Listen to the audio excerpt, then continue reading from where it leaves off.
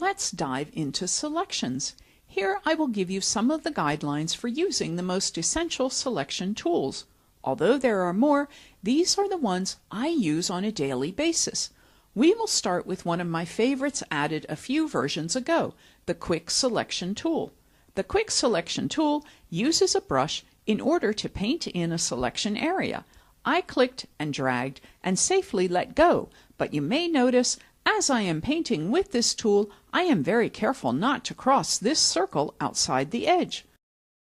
When you cross outside the edge, that's when you will get part to the image that you are trying to select. I will undo that, and using this tool, I try to stay 1 or 2 pixels inside the object I am selecting, and if it ever goes too far, I just let it go and clean it up after. As I click and drag to the right, it's finding magically the edges for me, so my goal is to select this class, and now it's mostly done. If I miss, no worries, I can come in and modify my selection. It's best to get your overall shape done and then clean it up, rather than trying to make everything perfect on the first try.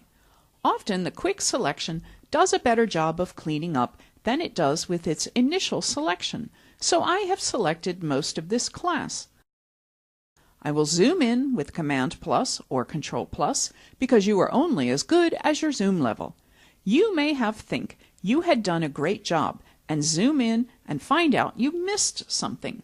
I also have been using this tool. May do 2 quick clicks just to add small areas, but every time I am clicking and dragging, this circle is not crossing outside of my glass. Now to clean up, I am going to change modes on this tool. I will click on the Subtract from Selection, and again I keep this circle, this time completely outside of the glass, being very careful that the round edge doesn't cross over, that it stays well away from the edge. I am using my reel on my mouse to move around, and now I am fairly happy with this edge. Rather than spend too much time, I could go back to adding to selection, clean up this little bit. I am going to use a feature called the Refined Edge. I will just zoom out twice with the Command minus, and I believe this was added in Photoshop CS3, but one click on Refine Edge will show me if I did a great job or a poor job, making this class a selection. I could zoom in again with Command plus or Control plus, even with this dialog open, and all initial selections will have a bit of a rough edge. There are 2 great features here: smoothing, which is ideal for objects, which will give me a better edge. So the higher it's set smoothing, the more it rounds off my selection. If I dial it to 0, you could see especially here it's bumpy.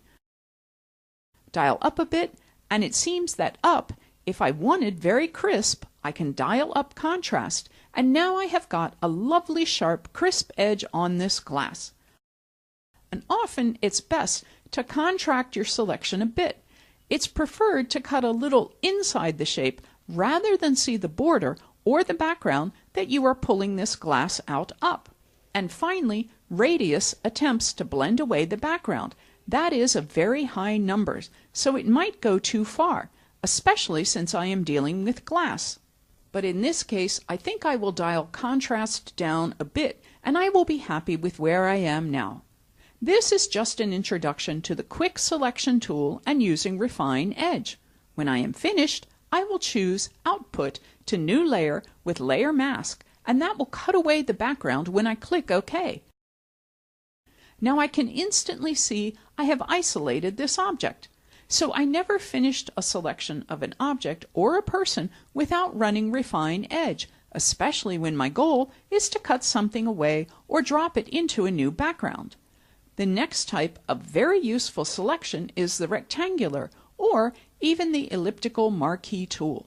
I will click on this frog ring image, and I am going to go to the rectangular marquee tool.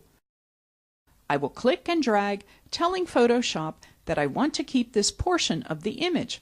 My file size is almost 9 MB, that are actually close to 10.